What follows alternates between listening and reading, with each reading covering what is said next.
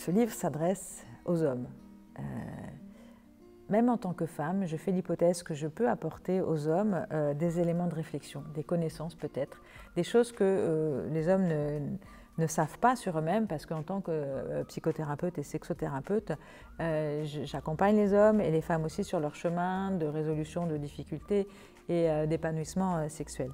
Et il y a certainement beaucoup de méconnaissances encore qui résident dans les esprits des uns et des autres, et donc j'avais envie d'apporter de la lumière sur le fonctionnement des hommes pour les hommes, mais aussi pour les femmes, pour qu'elles puissent connaître davantage leurs compagnons, leurs partenaires, avec quelques dimensions que je vais expliciter dans cet ouvrage. Donc c'est un livre qui s'adresse aux hommes et aux femmes. Alors c'est une invitation à se rencontrer. Comme dans le livre sur la sexualité féminine, là j'invite les hommes à se rencontrer eux-mêmes, c'est-à-dire à sortir des schémas très prégnants de la performance, de la comparaison aussi, de être le meilleur, être le plus fort, de la séduction, pour inviter à être, à prendre le temps d'être. Pas facile aujourd'hui avec la société qui nous pousse beaucoup. Et la performance est invitée aussi dans les lits.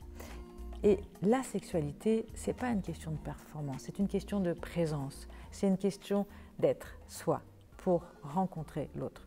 Donc l'invitation à travers cet ouvrage, c'est permettre aux hommes de s'arrêter et d'aller voir ce qui se passe, certes, dans leur sexe, mais aussi dans leur cœur. Parce que la dimension émotionnelle, elle a longtemps été évitée, voire interdite pour les hommes. Or, les hommes comme les femmes, on a tous un corps, un cœur, un sexe, un esprit.